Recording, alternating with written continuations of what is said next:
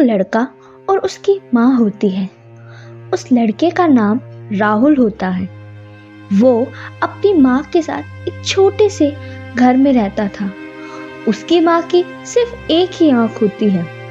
राहुल की माँ खुद तो पढ़ी लिखी नहीं थी, लेकिन वो चाहती थी कि उसका बेटा पढ़ लिख कर एक बड़ा आदमी बने। राहुल की माँ सोचती थी कि जिस तरह की जिंदगी उसने जी है, उस तरह की जिंदगी उसके बेटे को ना जीनी पड़े। वह कई बार खाना भी नहीं खाती थी, क्योंकि वह उन पैसों को बचाकर अपने बेटे को स्कूल भेजना चाहती थी। वह अपने बच्चे के साथ बहुत समय बिताती थी। वो उसके साथ एक बच्चे की तरह खेलती थी। कुछ समय बीत गया। राहुल अब स्कूल जाने के लिए तैयार था। राहुल की माँ राहुल को हर दिन स्कूल लेने और छोड़ने जाती थी। एक दिन राहुल की क्लास के बच्चे राहुल को उसकी माँ को लेकर चिढ़ाते हैं। वो कहते हैं कि तुम्हारी माँ तो कितनी अजीब सी दिखती है। यह कहकर वो सारे बच्चे राहुल के ऊपर जोर जोर से हंसने लगते हैं। राहुल को बहुत गुस्सा आता है और वो घर आकर अपनी माँ पर बहुत चिल्लाता है।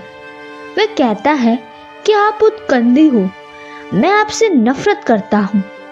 मेरे साथ ऐसा कैसे कर सकती हो?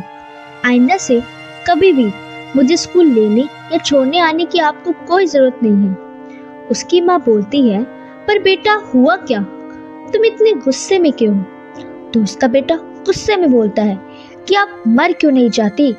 आपकी वजह से मेरी क्लास के बच्चे मुझे चिढ़ाते हैं कि तुम्हारी माँ तो कितनी अजीब सी दिखती है।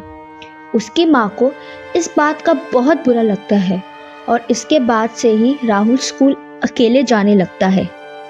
राहुल चाहता था कि वो अपनी माँ से बहुत दूर चला जाए, जिसके लिए वो कड़ी मेहनत करता था। वो सारा दिन पढ़ता रहता था। वह हमेशा अपनी क्लास में फर्स्ट आता था। फिर वो कॉलेज जाने लगा, वहाँ भी वो हमेशा फर्स्ट आता था। वहाँ पर उसे स्कॉलरशिप भी मिली। जब उसकी पढ़ाई पूरी हो गई तो उसे एक बहुत अच्छा सिंगापुर से जॉब का ऑफर आया और उस जॉब के लिए वो सिंगापुर चला गया। सिंगापुर जाने से पहले उसने एक बार भी अपनी माँ के बारे में नहीं सोचा। सिंगापुर पहुँचने के कुछ ही सालों में राहुल एक सक्सेसफुल आदमी बन गया।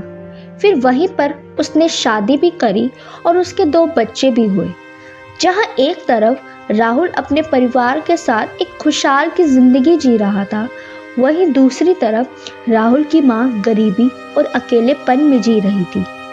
लेकिन फिर भी वह अपने बच्चे के लिए खुश थी।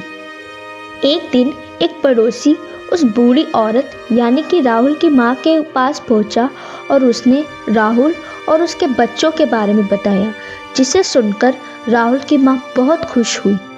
वह राहुल और उसके बच्चों से मिलना चाहती थी, जिसके लिए उसने इधर उधर पड़े पैसों को जोड़ना शुरू कर दिया। उसके पास इतने पैसे हो गए कि वो सिंगापुर जा सके और फिर वो सिंगापुर जाने के लिए निकल पड़ी।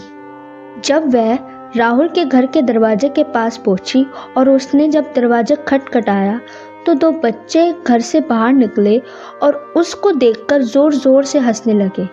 राहुल ने जैसे ही बच्चों की आवाज़ सुनी, वो बाहर आया और उसने माँ को देखते ही बोला कि तुम्हारी हिम्मत कैसे हुई यहाँ आने की? चुपचाप से यहाँ से चली जाओ। यह सुनकर राहुल की माँ को बहुत बुरा लगा। उनकी आंखों में आंसू आने लगे, लेकिन वो बिना कुछ कहे वहाँ से चुपचाप से चली गई।